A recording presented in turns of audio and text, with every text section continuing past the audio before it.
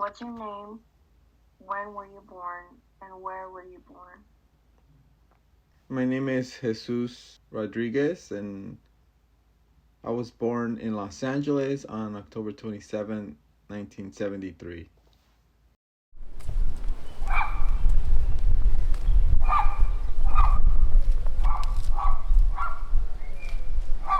Let's just keep walking now.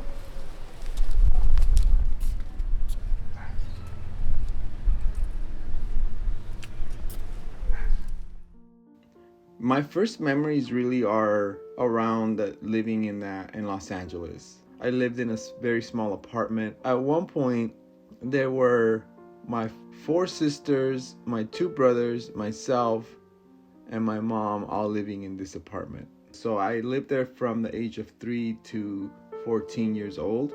There were times where it was a lot of fun.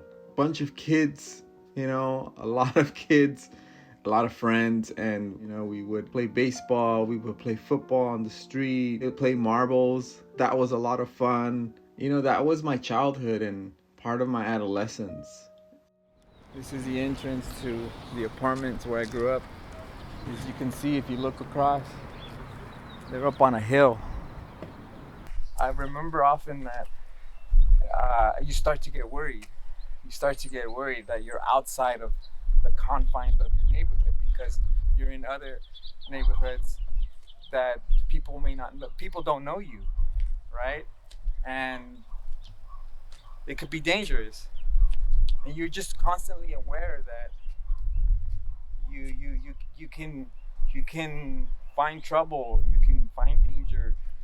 I could go to any one of these apartments and knock, and people would take care of me if I was in danger. So you felt safe coming once you entered here. Like, okay, I'm home. I'm good. I'm in my neighborhood now. I don't have to worry. You gotta go to school. You gotta go to church. You gotta go, or just go try to have some fun, go fishing, and you don't. It's interesting that as soon as you step out, you could feel fear, scared that something might happen to you. There was a gang in that neighborhood, and you didn't have to go very far. And like all around that neighborhood, there were just gang after gang. They were fighting with each other, and things happened. And there was shootings. There was a lot of drug activity in that neighborhood, and so I was exposed to a lot of things as a child and adolescent that I think that children should not be exposed to. But when you're there, it's the norm. That's just where you live. I started to really understand how messed up some of the things that we went through were when I became a father. And then it became crystal clear. Like, oh, I would I would never want my daughters to go through some of the things that we went through. And then you understand, oh, wait a minute. That we went through, that there was not normal. That was not okay. My mom was working a lot. And also, her perspective was that of a mother. Her instinct was to be protective. So if I had an issue and I brought it up to her, then she was like, who do I need to go fight? Who do I need to go talk to?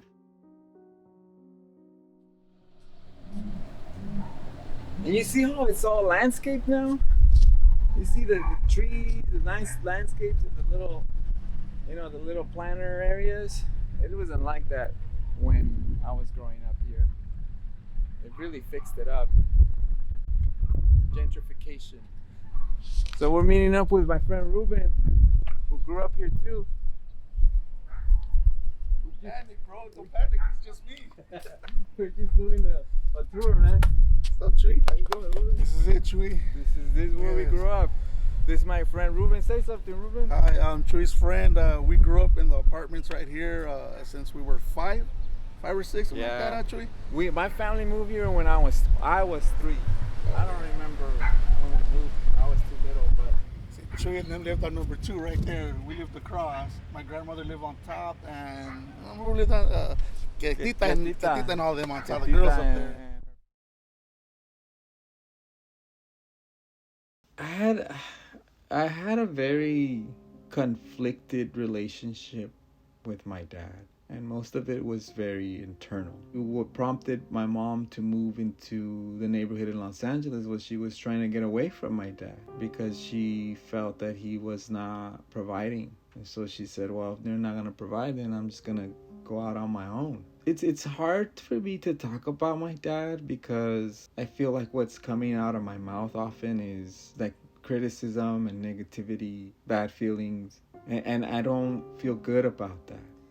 I don't want to badmouth my father. My dad was a really nice guy. He was very easy to be around with. You could just be yourself. Like you could just be a kid. A few times he got to take me places. Like one time he took me to a billiards hall because he loved to play billiards. He was a pool shark. And he was really good at it. And then he'd be gone. And then he'd disappear. I wouldn't see him for months. I had no idea where he was. I mean, he was just doing his thing. And I mean, if I want to be honest, like he was just irresponsible as a father. He just wasn't around. And it built a lot of resentment in me. His own father, he never got to meet. And not only did he die, but he was murdered. But when I got older, I understood that I was asking him to give me something that he couldn't give to me because he didn't know how. Because he never got that himself. I'm at peace with that now. Those are my memories of my dad. You grow up here and you can't escape it. You can't escape it. You can't escape it. Like every day, almost every day, someone's got to challenge you. Like that's the part I didn't like, you know, like because you always, someone was always fucking with you. Always for nothing because just this neighborhood feeds that. Testing your manhood. You're just testing your manhood at a young age. Your manhood was being tested 24/7. Whether it was playing football or basketball or just hanging around or just whatever it was. Right. Something always popped off and there was none of this like, oh, I'm not gonna deal with it. No. You have to face it head on. Wolfie's death had a big impact on my life because I was still living here. I still remember that day. Oh yeah. So you see where that white car is? That white SUV? That's where he got shot trying to jump that fence. So the car pulled up where that pole is right here, behind this white car, where the fire hydrant is. The car pulled up right there, stopped. These guys were hanging out here where the guy is in the red. They were all hanging out there, and the guy just came out and started shooting at them with the rifle. My sister dropped me off home, and the house was silent. The whole neighborhood was silent. You could just feel like something happened. And I walk in the house, and my mom was talking to my brother Hector, who was there with them. And she was chewing him out. She was like laying into him. She was cursing him out, telling him, I told you, this is what's gonna happen. What if they would have killed you? And what had happened was that, so I don't know how many guys, but they all scattered. They shot Wolfie. I don't remember what his name was. We just know him as Wolfie. But they shot him. He died. He collapsed. My brother Hector tried to jump the chain link fence. It was taller. He tried to jump it to go down the hill, over the hill. And they shot him, and the bullet grazed his ear. And I know because when I saw him, he was burnt from the side of his head. He had a burn mark. That's how close he came. So he told me, and I heard this from my brother later on. He told me, so then I was trying to jump the fence, but my foot got stuck. I got stuck and I couldn't get over in time. And he went to shoot me again, and I heard that he shot, but the rifle got jammed. And then the guys in the van said, hey, let's go, you're taking too long. That's how close he was. That's how close he was to dying, to being killed. And the reason that had an impact on me was because I remember I went in, my mom was chewing him out, and she was like crying and like telling him what I told you, you know, to stop hanging out. I told you you could have been killed. And I remember she got up and she's like, because we're all just like, everybody's in shock, everybody's in silence, still dealing with what happened. And she got up and she's like, told the whole house there, my brothers and sisters, she's like, that's it. We're leaving this place. We are leaving. I'm moving. We're moving. I don't know how, but we are moving. And that's why we left. And that's when we got out. We got out. That was Wolfie's death right there. To this day, I don't know how She did it. I don't know how what she happened? did it. Hey, she did it, right? I don't know how she did it, but That's somebody who didn't want to see her kids dead. but it changed my life. You know, it had a big impact on my life.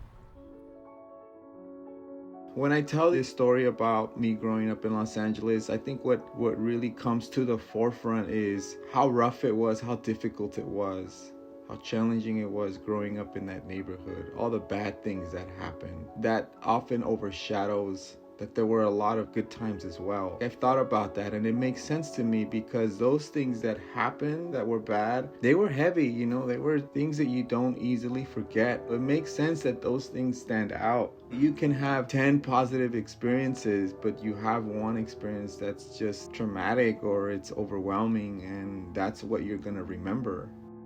And I remember when I go back now as an adult, everything looks so small.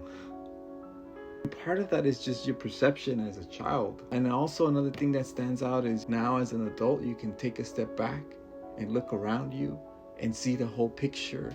And there's parts of that neighborhood, for as rough as it was, that are really beautiful.